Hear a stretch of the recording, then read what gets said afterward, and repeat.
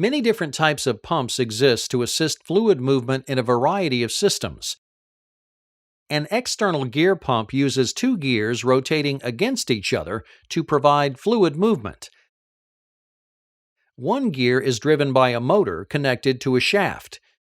This is called the drive gear because it is driven by a motor, and it in turn meshes with and drives the movement of the second gear. As the gears rotate away from each other and come out of mesh, they create an expanding volume on the inlet side of the pump. This creates a vacuum at the inlet port, allowing fluid to flow into the pump. Then fluid flows into the cavities and is trapped by the gear teeth. As the gears rotate, a flow path is created around the outside of each one. Fluid trapped in the slots between teeth is carried around and discharged into the cavity with the outlet port.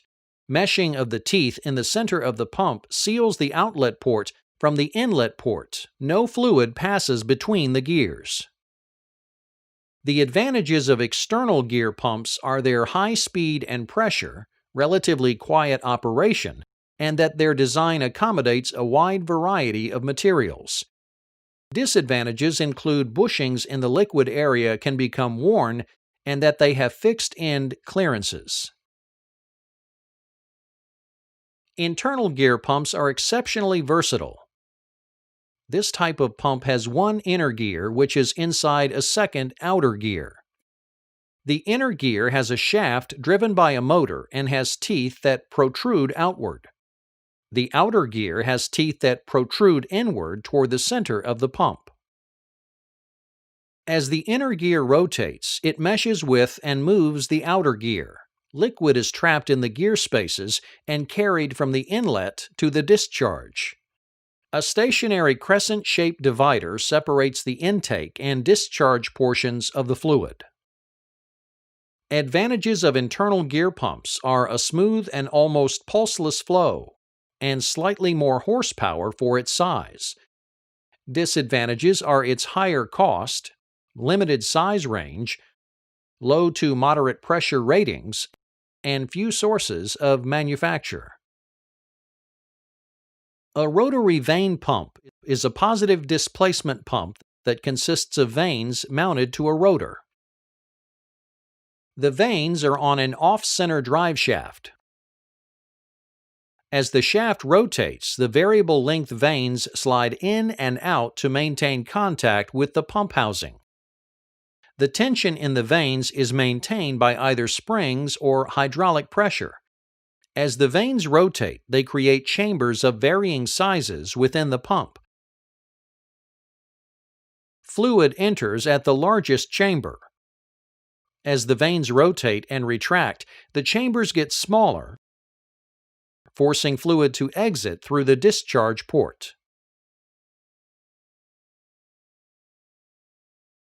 The advantages of vane pumps are that they can handle low viscosity fluids at relatively higher pressures, can dry run for short periods, and develop a good vacuum.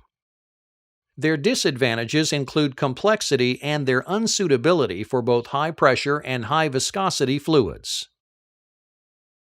Piston pumps come in many different forms. A swash plate is a device used to translate the motion of a rotate shaft into the reciprocating motion of a piston. Swash plate piston pumps have a rotating shaft connected to a cylinder block containing pistons, which are pressed against a stationary swash plate that sits at an angle to the cylinder. As the shaft rotates, the pistons move against the swash plate, causing them to reciprocate within the piston block.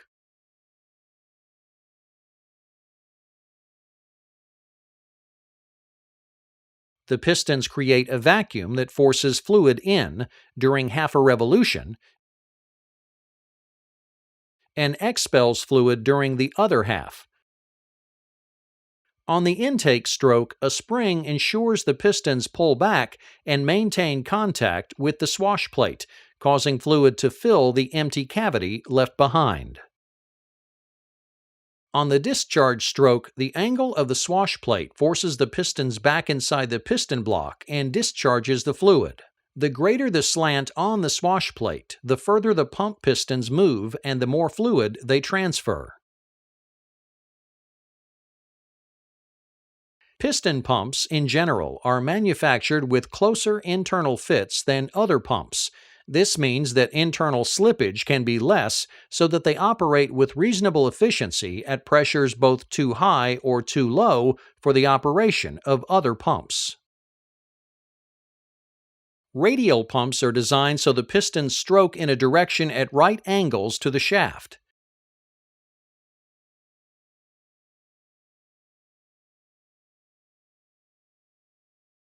The pistons are arranged like wheel spokes around a cylinder block with an eccentric central cam mounted on a drive shaft. As the shaft rotates, the cam moves towards the pistons, forcing them down into the cylinder block and discharging the fluid. As the cam moves away, springs help retract the piston and cause the intake stroke. Check valves ensure that fluid only enters the inlet ports and only exits the outlet ports. Radial piston pumps have a low noise level, very high loads at low speeds, and high efficiency. Hand pumps are used when a source of power is not available or where the extra expense of a power pump isn't warranted.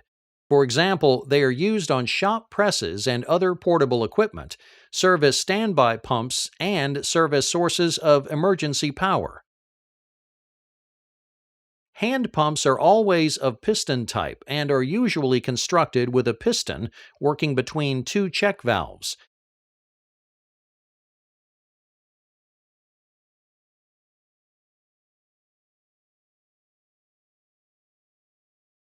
Double-acting hand pumps are more efficient, allowing fluid to both enter and discharge on both strokes of the piston.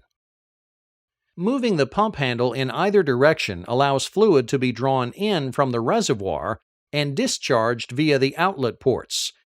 Check valves in all locations prevent fluid backflow.